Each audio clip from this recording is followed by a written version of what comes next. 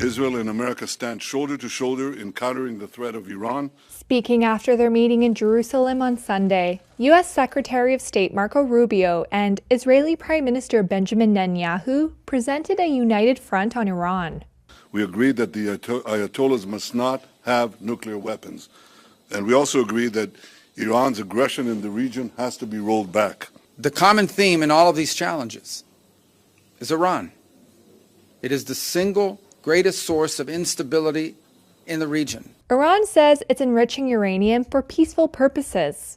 It has backed groups across the Middle East that describe themselves as the axis of resistance to Israel and U.S. influence in the region.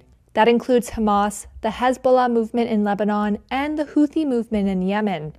Iran denies that it closely directs its proxies in their attacks, saying that they act on their own initiative. Over the 16 months since the Gaza war started, Israel has assassinated top leaders of Hamas and Hezbollah.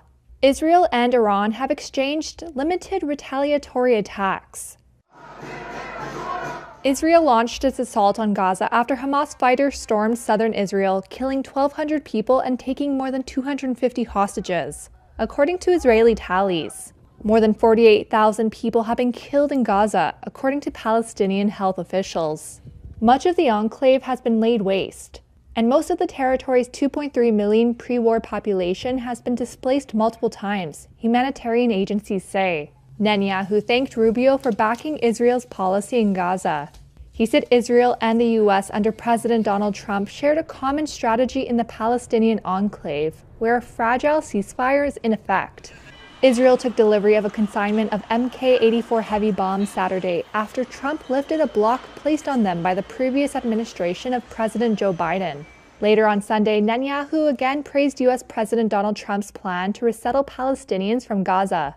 Give them a choice, not forcible eviction, not ethnic cleansing. Trump's call for Palestinians to emigrate from Gaza, including to Egypt and Jordan, has been widely condemned. Some critics say that amounts to ethnic cleansing.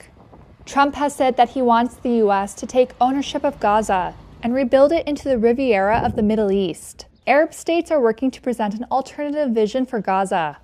The White House is still working on extending the 42-day ceasefire into a second phase. Trump's special Mideast envoy said Israel's cabinet is due to meet on Monday to discuss the issue.